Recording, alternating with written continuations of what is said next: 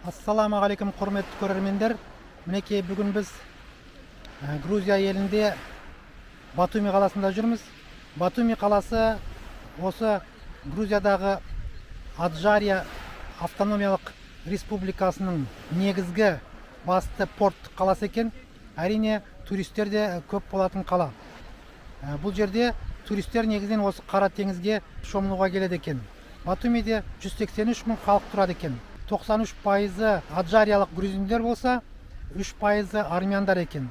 Ал қалған пайыздары басқа ұлттарды құрайды екен.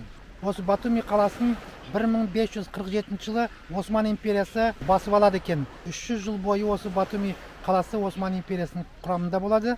Кейіннен 1878 жылы Ресей империясы мен Осман империясының арасында келісім болып, Батуми қаласын Ресейге тапсырады екен.